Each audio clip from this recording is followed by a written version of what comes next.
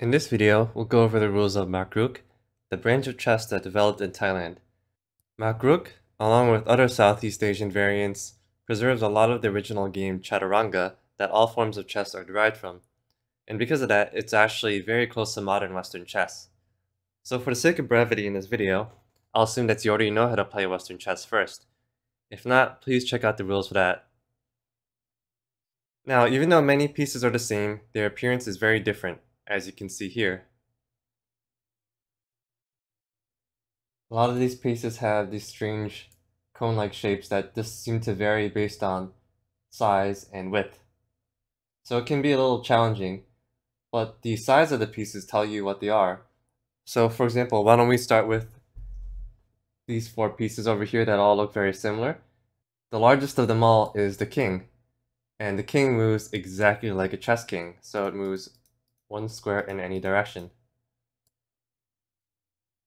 Now the piece next to it is called a met. Let me bring the met out front over here. And in English, it's also referred to as the queen, although the name queen doesn't exactly work because all it does is move one square diagonally in one space, so it's very far from a Western queen. And then to the side you have two bishops, also known as hoons, and these bishops also act very differently from Western chess. These move one square diagonally, as well as one square forward, just like a silver general from shogi. The next two pieces are very easy. You have this horse-looking piece, which is basically a knight. It jumps to any of these 8 squares. And then you have the rook, which, just like the chess rook, moves any number of squares orthogonally. Finally, you have the pawns. If you've noticed, these start in the 3rd rank instead of the 2nd rank. And so these don't have a double step. They just move one square forward. But otherwise, they move the same. They move one square forward and attack diagonally. Just like that. However, a major difference from Western chess pawns is their promotion.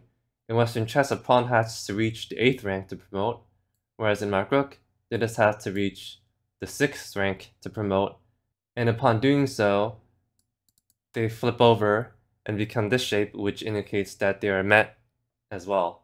So remember, a met is this piece, and so they move diagonally one square as well.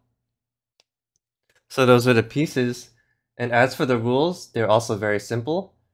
The rules for Makruk are again to checkmate the enemy king. Just like Western chess, a stalemate is a draw. And then there are a couple exceptions from Western chess, and basically there are no special rules. So there is no castling, like in Western chess, and there's also no en passant because there's no double pawn step. However, there is a very special rule for the end of the game to dictate draws, and it's the infamous Makruk counting rules. So the way the counting rules work is that when one side is down to a very small amount of material, or more specifically, when both players have no more unpromoted pawns, then the disadvantaged player, which in this case is black, can initiate the counting rules. And basically, he's imposing a time limit on the other player to finish him off, otherwise he declares the game a draw. So there are two types of counting rules. There's the board's honor counting and pieces honor counting.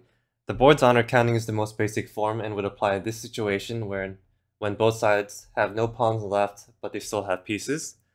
And it's just basically a 64 move limit. So every time black moves, basically he starts counting. And so if it was black's turn to move, that would be 1. And then white moves 2, 3, etc. And then if it makes it to 64 moves, then it's a draw. Now, say white has managed to eliminate all of black's pieces, so that black only has a king left. And now we go to pieces honor counting. So to make this simple, I'm going to remove some pieces from the board and say it's a king and rook versus king. At this point, black can restart the counting and basically say, okay, I'm down to a king, so I can initiate pieces counting, and I'm going to impose a move limit based on the number of pieces you have left.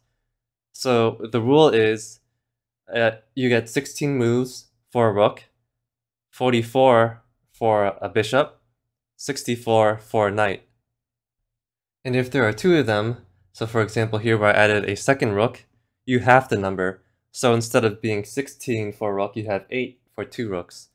So white has to finish black off in 8 turns.